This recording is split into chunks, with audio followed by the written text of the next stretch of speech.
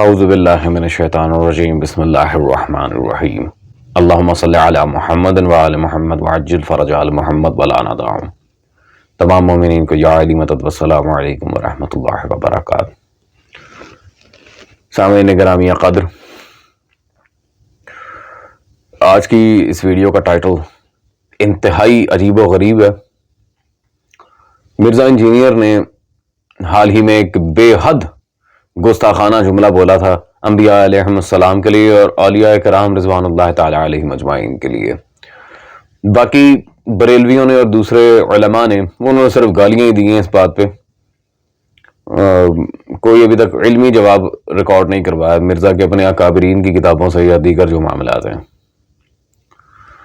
اور اس نے طرح طرح کی تعویلیں گھڑی، بہت سی عجیب و غریب باتیں کی، اپنی باتوں کو ایک جھوٹ کو آپ جانتے ہیں نا کہ چھپانے کے لیے 100 جھوٹ بولنے پڑتے ہیں، وہ ماشاءاللہ منگول جیلمی نے بالکل اسی پیرامیٹر پہ آ کے ساری یہ حرکتیں کی ہیں۔ تو چلتے ہیں منگول جیلمی کی ویڈیو کے ان کلپس کی طرف، پھر انشاءاللہ تبارک و تعالی آپ کے سامنے علمی دلائل کے ساتھ ہم جواب رکھیں گے۔ یہ میں بات کر رہا تھا کہ یہ کہتے ہیں جی فلاں بابے نے جو ہے وہ سمندر روکا ہوا ہے، تو میں نے کہا تھا کوئی بڑے سے بڑا بابا ہو یا کوئی پیغمبر ہی کیوں نہ ہو، کوئی شخص اپنا پیشاب بھی نہیں روک سکتا، اور نبیوں کو نہیں کہا کہ تم اپنا پیشاب نہیں روک سکتے، نبیوں کے ماننے والوں کو کہا کہ ظالموں نبیوں کو خدا نہ بناؤ، کوئی نبی بغیر کھائے پیے زندہ نہیں رہ سکتا، کوئی نبی بغیر نیند کے زندہ نہیں رہ سکتا، کوئی نبی بغیر ٹوائلٹ کے زندہ نہیں رہ سکتا۔ جب حضور کی میت رکھی ہوئی تھی، صحیح بخاری میں آتا ہے، حضرت ابوبکر آیت کچھ اور پڑھ رہے ہیں اور فتویٰ کچھ اور دے رہے ہیں۔ آیت پڑھ رہے ہیں انک میت و انہم میتون، اے نبی تم نے بھی مرنا ہے، تمہارے مخالفین کو بھی مرنا ہے، بالکل ٹھیک ہے۔ آیت پڑھ رہے ہیں وما محمد الا رسول قد خلت من قبلہ الرسل افئن مات او قتل، محمد تو نہیں مگر ایک رسول، اگر یہ مر جائیں یا قتل ہو جائیں، اور پاکستان میں ترجمہ کر لیں کہ یہ وصال فرما جائیں یا شہید ہو جائیں، تو کیا تم دین سے الٹے قدم پھر جاؤ گے؟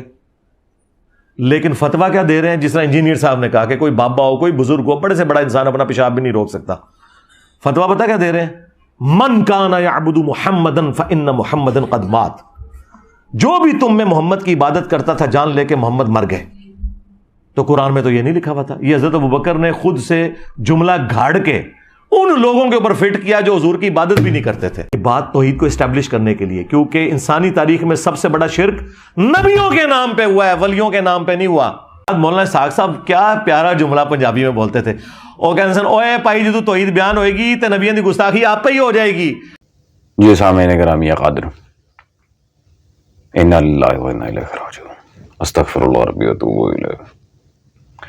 انتہائی گھٹیا قسم کی یہ منگول جیلمی نے اپنی ویڈیو میں بات کی ہے، اور اسے چھپانے کے لیے بھی جن آیات اور روایات کا سہارا لیا گیا ہم ان کا بھی تفصیل سے جواب دیں گے۔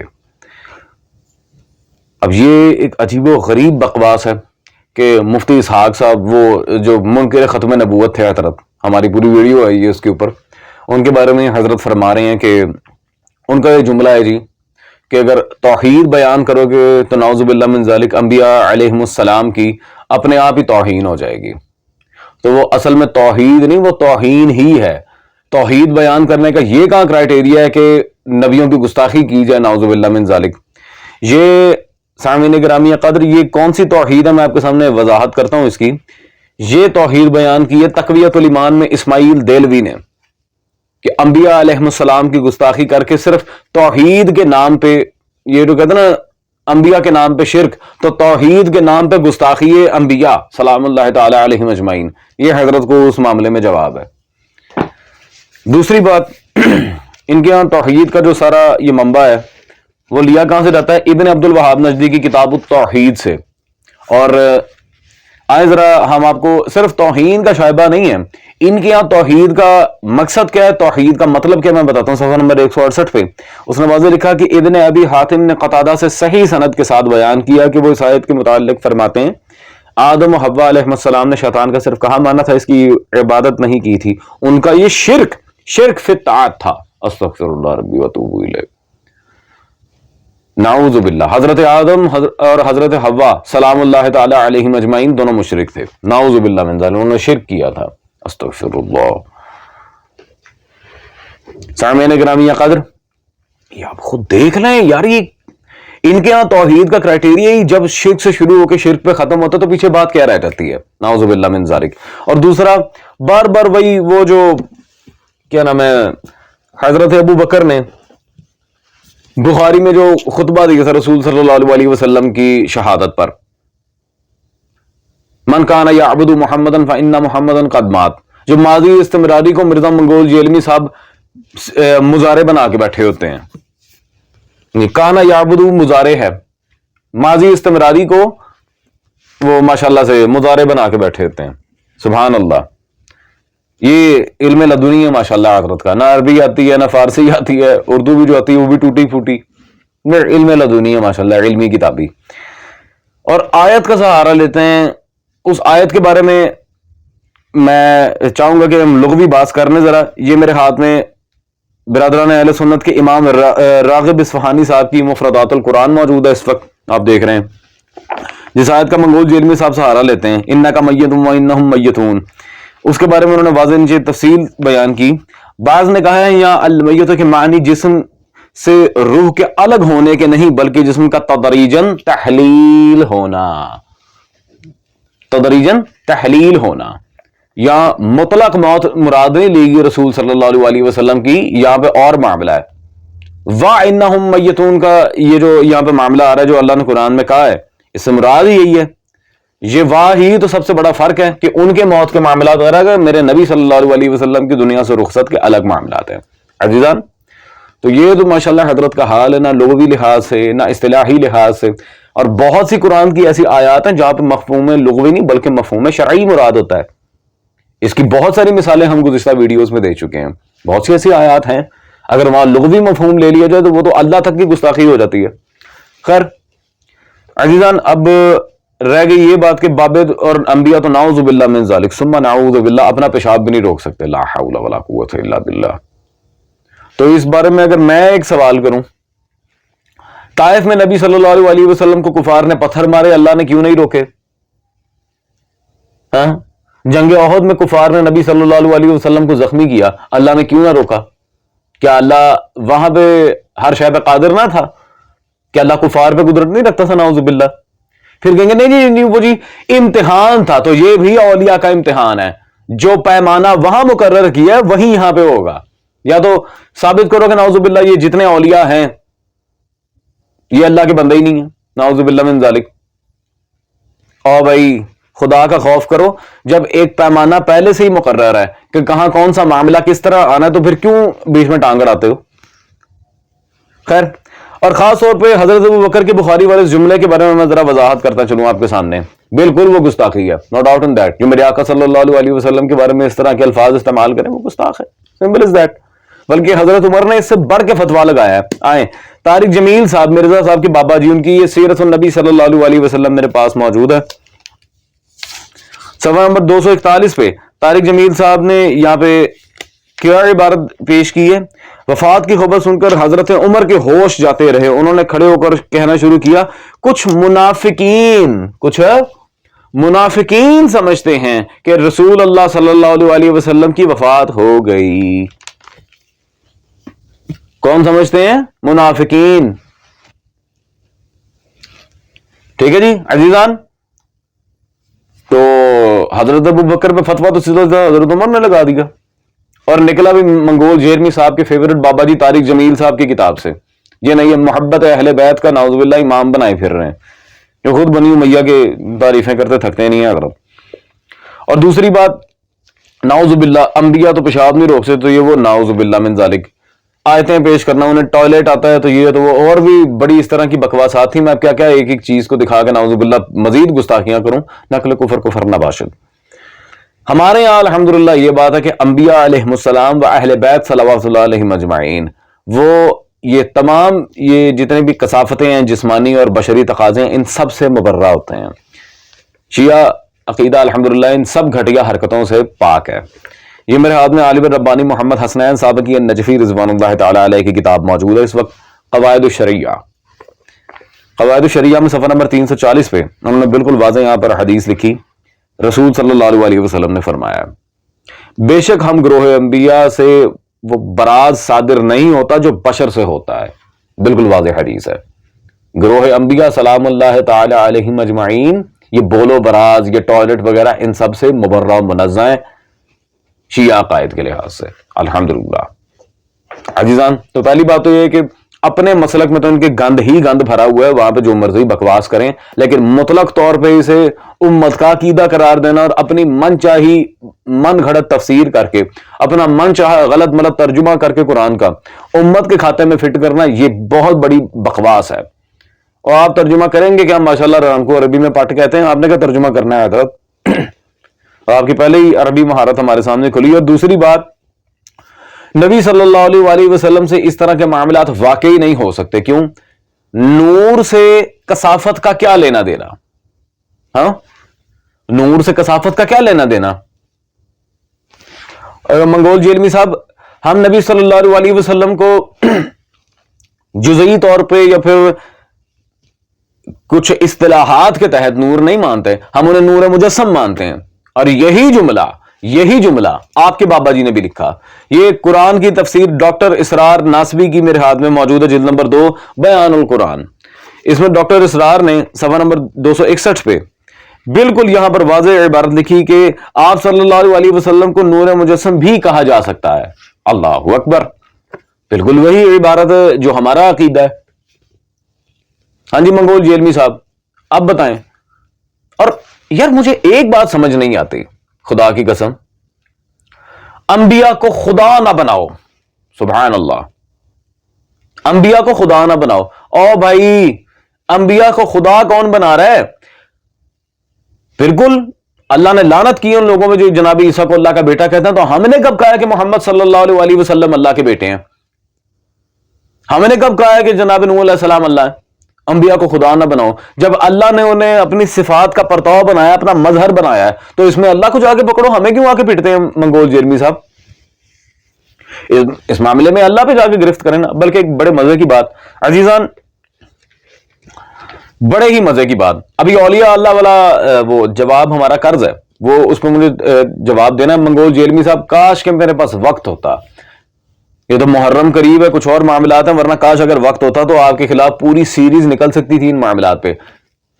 خیر، منگول جیلمی صاحب کے سب سے بڑے بابا جی مودودی صاحب، ان کی کتاب یہ اسلامی نظام زندگی میرے ہاتھ میں موجود ہے مودودی صاحب کی. اس میں تو مودودی صاحب نے بڑی ہی ایک عجیب عبارت لکھی ہے رسول اللہ صلی اللہ علیہ وسلم اور قرآن کریم کے فضائل بیان کرتے ہیں. صفحہ نمبر 41 پہ کہتے ہیں، میں کہتا ہوں کہ اگر یہ اس کے دل و دماغ کی پیداوار تھی تو اس کو خدائی کا دعویٰ کرنا چاہیے تھا. نبی صلی اللہ علیہ وسلم کو خدائی کا دعویٰ کرنا چاہیے تھا. اگر قرآن نبی صلی اللہ علیہ وسلم کے دل و دماغ کی پیداوار ہے، یہ ہے وہ جو بھی انہوں نے عبارت لکھی، لیکن یہ کتنا بڑا، سامعین گرامی قدر، یہ کتنا بڑا جملہ لکھ دیا مودودی صاحب نے. اللہ اکبر. اگر یہ اس کے دل و دماغ کی پیداوار سے خدائی کا دعویٰ کرنا چاہیے تھا، یعنی کہ نبی صلی اللہ علیہ وسلم میں کچھ ایسی صفات تھیں تو مودودی صاحب بات کر رہے ہیں نا. منگول جیلمی صاحب چلیں اب سپیڈلی میرا بھائی، آپ نے یہ ڈاکٹر اسرار پہ بھی اور مودودی پہ بھی کفر کا فتویٰ لگانا ہے. اور مجھے کفر کا فتویٰ، میں بھی آپ کو کہتا ہوں ٹائم قیامت تک ہے، کفر کا فتویٰ لگا کے دکھاؤ. میں آپ کی طرح بالکل آپ کے یہ سارے کے سارے کرائٹیریا پہ بیٹھا ہوں. نہ میں آپ کو ہفتے کا ٹائم دے رہا ہوں، نہ میں آپ کو مہینے کا دے رہا ہوں، نہ میں آپ کو 4 دن کا دے رہا ہوں. میں آپ کو دے رہا ہوں قیامت تک کا ٹائم. مودودی ڈاکٹر اسرار کی دونوں عبارتوں کا مجھے علمی طریقے سے جواب لا کے دیں، اور اگر نہیں جواب بنتا تو کفر کا فتویٰ لگائیں. الحمدللہ. اور یہ نہ ہو کہ اس کفر کے فتوے کے حاشیے میں اپنے لکھا قرآن کو عربی میں پٹ کہتے ہیں. اب جی عزیزان گرامی قدر، اولیاء کی بات، وہ تو استغفر اللہ پیشاب نہیں روک سکتے، وہ تو انبیاء کے بارے میں بھی کہا تھا انہوں نے، نعوذ باللہ من ذالک. اچھا جی، وہ خاص طور پر حضرت عبداللہ شاہ غازی رضوان اللہ تعالی علیہ، جو امام مجتبیٰ صلوات اللہ علیہ کی اولاد سے ہیں، اور ائمہ اہل بیت صلوات اللہ علیہ مجمعین کے حکم سے انہوں نے ہندوستان کا سفر کیا تھا. وہ بڑی مقرب شخصیت ہے. ان کے بارے میں بھی یہ بکواس کی. اچھا چلیں، اس کا الحمدللہ ہم نے الزامی جواب پہلے ہی دے دیا. کیا اللہ کفار کو روکنے پہ قادر نہ تھا تو کیوں نہ روکا؟ امتحان.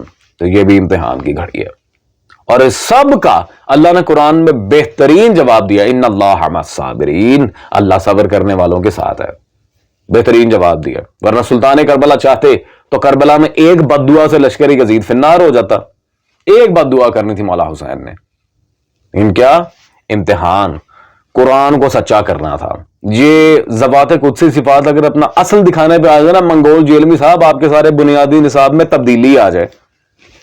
باتیں کہنے کو بہت ساری ہیں، عبارتیں دکھانے کو بہت ساری ہیں۔ خیر پہلے تو عزیزان اب آپ یہ ذرا فوٹو دیکھیں، کل کو منگول جیلمی صاحب یہ نہ کہیں گے جس عالم کی اب میں عبارتیں دکھا رہا ہوں وہ ہمارے نزدیک مقبول نہیں ہے، وہ متنازع شخصیت ہے، وہ یہ ہے وہ ہے۔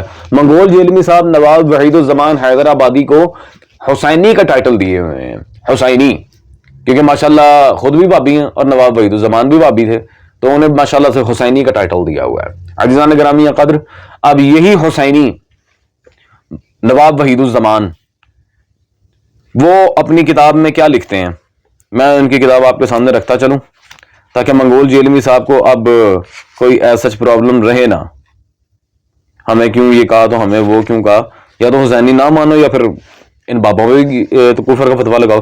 وحید الزمان صاحب کی ایک کنز الحقائق میرے پاس موجود ہے، صفحہ 106 پہ انہوں نے بالکل واضح الفاظ میں لکھا، یعذر من سب الائمۃ المجتہدین وسلف الصالحین وعلماء الراسخین، جو ائمہ مجتہدین سلف صالحین علماء راسخین کو گالی دے اسے تعزیر لگائی جائے گی۔ یہ نوٹ کریں جو قانون دان طبقہ ہے،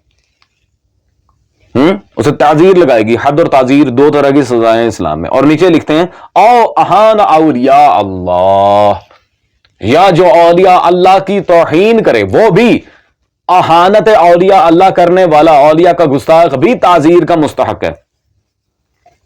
بالکل یہ آپ نے واضح دیکھ لیا۔ عزیزان اسی طرح آپ کے سامنے وحید الزمان صاحب کی ایک اور کتاب جو مطبوعہ بنارس ہندوستان میرے پاس موجود ہے، نظر الابرار، یہ میرے پاس موجود ہے۔ اب منگول جیلمی صاحب اس عالم کو اب حسینی ڈکلیئر کر چکے ہیں اور اس کی تعریفوں پہ آپ نے ویڈیوز بنائی ہیں، اینو نہ فارغ کرا دی، خدا دنا ہے۔